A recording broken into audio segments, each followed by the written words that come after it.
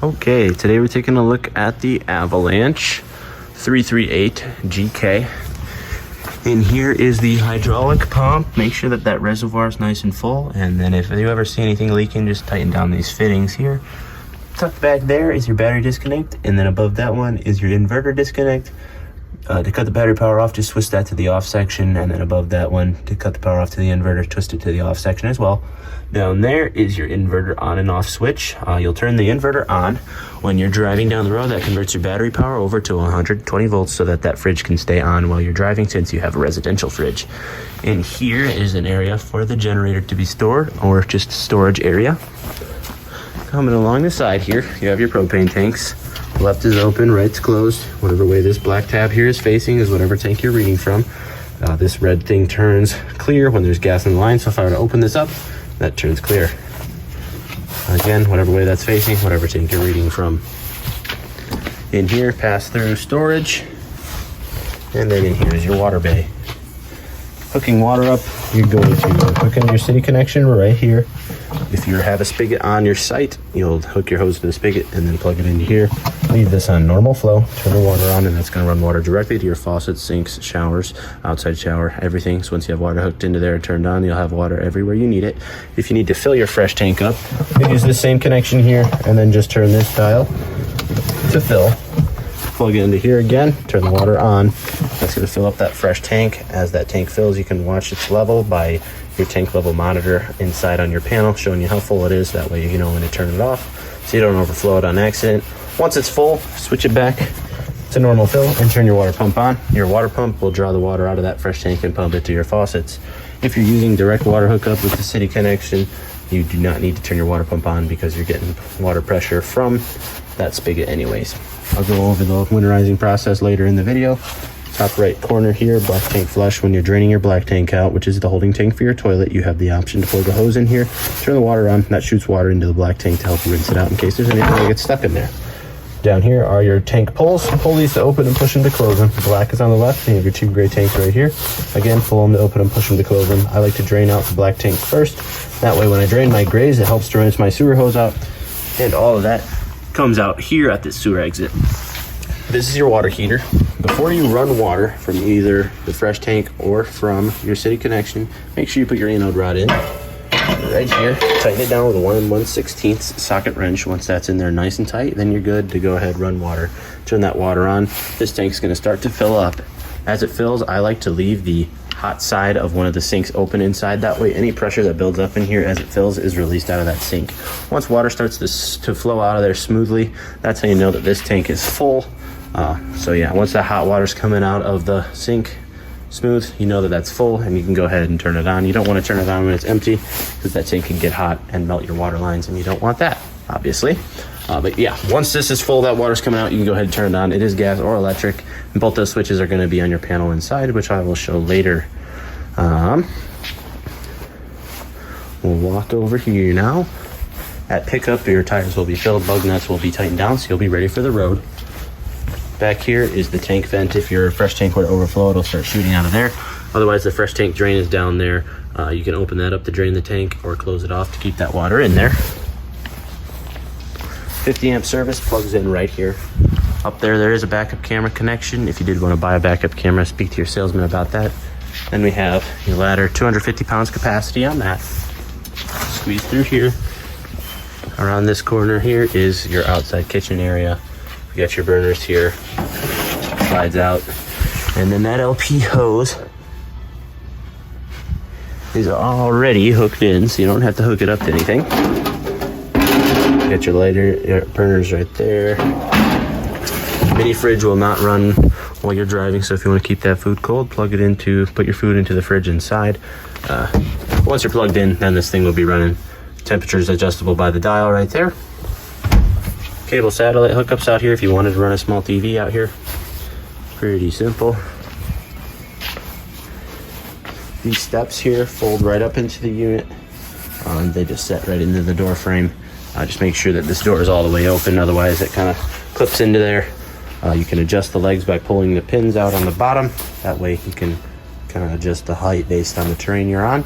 just make sure when you're adjusting those legs that the door has enough space to close, because if you had this too high, then this piece of metal here makes contact with the stairs and can bend the base of your door, and you don't want that. Furnace exhaust is right there. It does get hot, so if you have kids, make sure they know not to touch that if the furnace is running, because they'll get burned. And you have 2 outlets right there. Here's the other side of that, pass-through storage. And then here is the storage area for both of your batteries.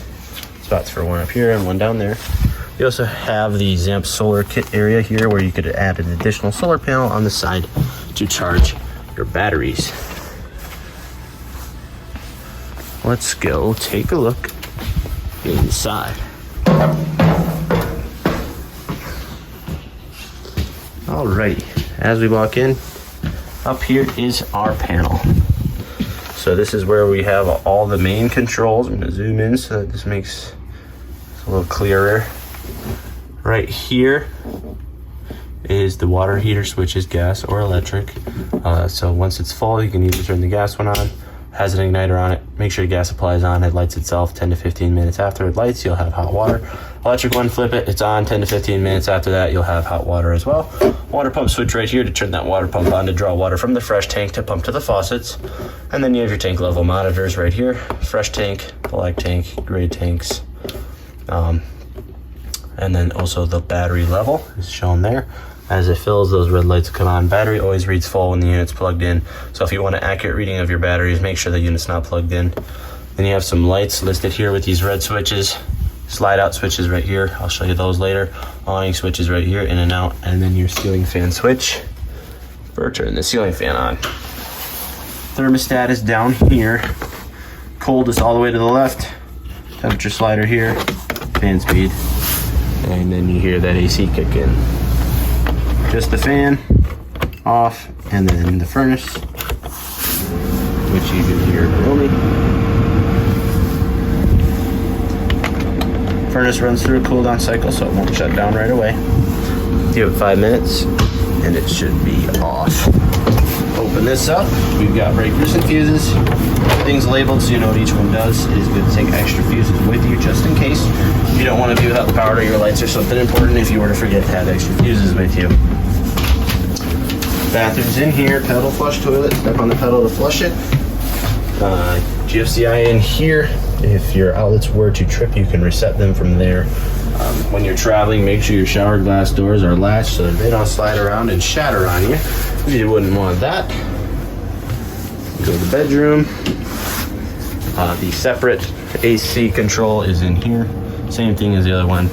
Fan speeds, cool, temperature adjustment. Bed lifts up. Got storage underneath there.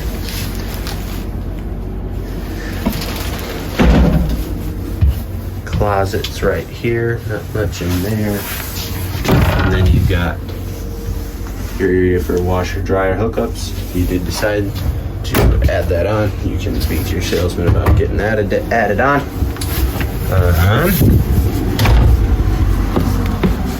You got your fridge right there, big residential fridge. If you want to learn more about that, consult your manuals that will come with this unit. A couple light switches here. See if there's anything up there. No. Let's go over these burners. Just park them to the right, and then here is the panel light. So you would push in, turn to the left, and give it a turn to the right, and that would light that back burner. You do the same thing for each one. And then the last one's the oven. When you're lighting the oven, make sure the door is open. You'll hold onto this pilot light right here, and then you flame igniter. You light it. When it comes on, you'll see the pilot light down under there. And once you see that come on, you're good to open this up to whatever temperature you need it. Just keep in mind it is open flame and it's not entirely accurate, so cooking food does not always go well. Fold this down for travel. You don't want that to slam and shatter on you if you were to forget. Microwave, self-explanatory, just like one at home. And here is that packet that I talked about. It's going to have manuals. You have your fridge lock right here, so you can keep that fridge door from swinging open way on it. Then you have the remotes here. TV remote, radio remote, and fireplace remote, which are all over there on that wall. Keys are on your sink. Gray keys are for your compartment doors, and purple keys are for the main door. Fire extinguisher will be right there when you buy.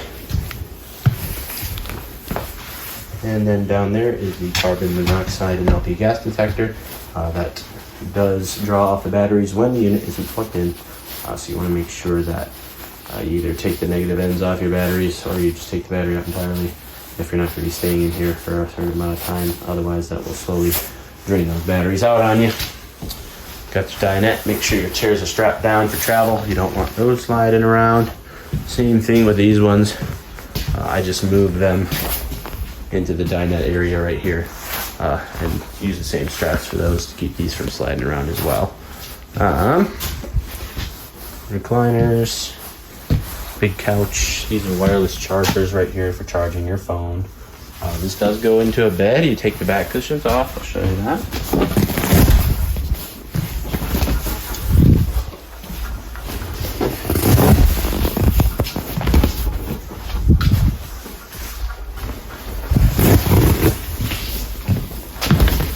The cushions are off. Sorry, the gimbal's going a little crazy. There we go.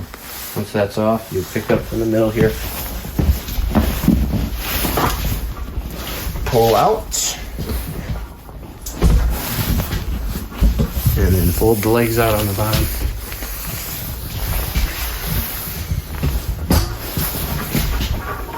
Set it down like that.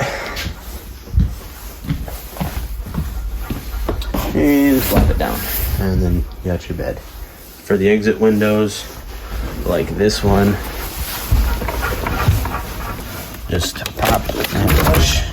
To fully escape, push this red tab all the way through. You can also prop it open like that, just leave that window open. Once you have that window pushed through, pull up on the red tab here, and that'll pop the screen out so you can escape. Fireplace down here.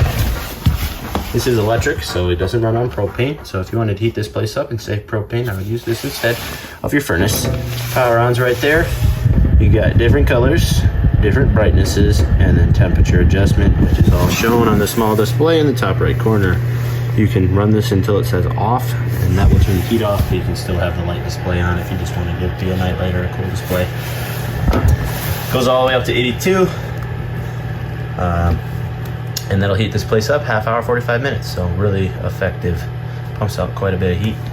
Got your stereo here that plays through the speakers inside, outside, and from the TV. It also has Bluetooth if you want to connect your phone to it and play your own music.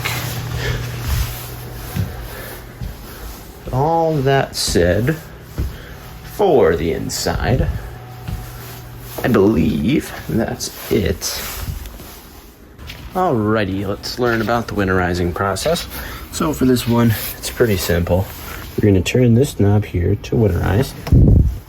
We're going to turn this knob here to bypass, which it's already on. And that's going to make sure that no antifreeze gets in our water heater here, because you don't want to get antifreeze in there.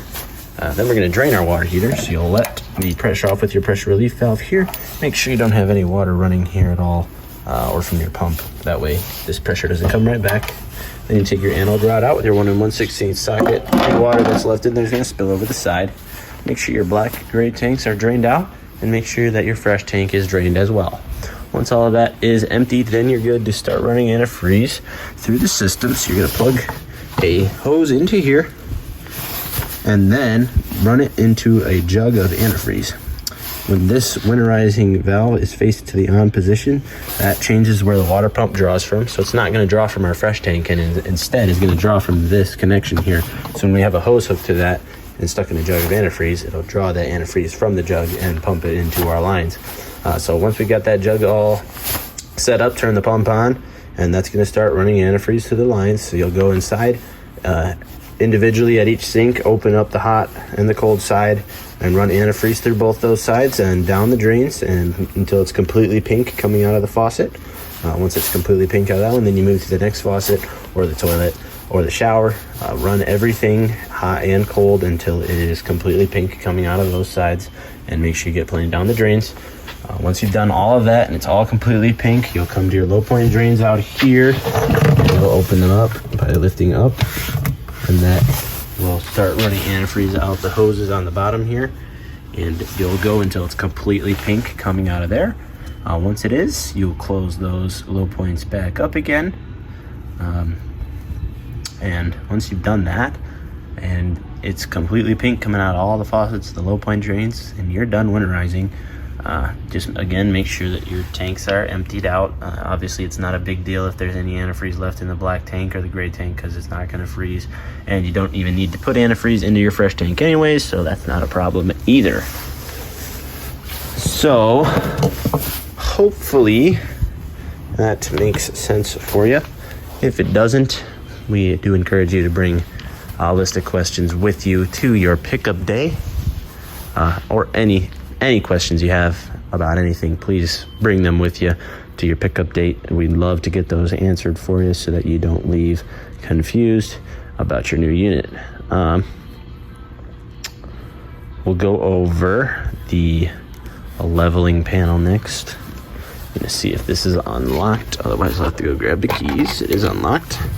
Okay, to run this leveling panel, power on, front up, front down, left side jack, so every jack on the left side up, every jack on the left side down, every jack on the right side up, every jack on the right side down, every jack in the rear, which means basically every jack except for the front two ones, up or down. And then top right corner is auto level. So let's say you just got off of your truck and your slides are all still in and everything, press auto level. That runs all of these jacks down, levels the unit out, about 5-6 minutes. It'll do that. Once it's done, you can individually adjust those jacks if you didn't like how it leveled out. Otherwise, let's say you're ready to leave now, then you'd press all retract, and that will run those rear jacks back up. But once those jacks are all the way up, then you can run that truck back up here, line that up by adjusting the front up or down, and then you can back that truck in, hook it up, and then run those front jacks all the way back up. If you're picking your unit up, your salesman will go over that with you when you're hooking your hitch up. I guess now we will show slides and awnings moving in and out so that you guys can see those. Just gonna make sure that nothing's in the way. Don't wanna accidentally break something. Alrighty, so we'll come to the panel, slide in and out. Start with slide 1.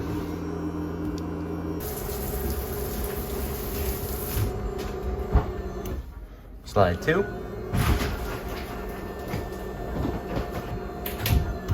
Slide 3.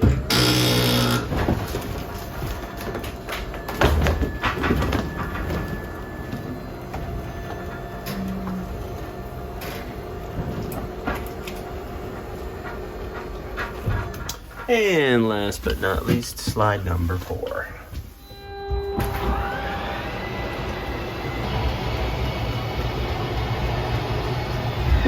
So that's all the slides run all the way in. I'll show you awning 1 coming out.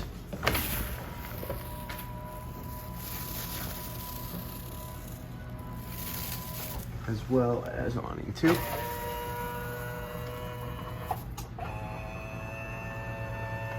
Not a lot of room for me to run that one out.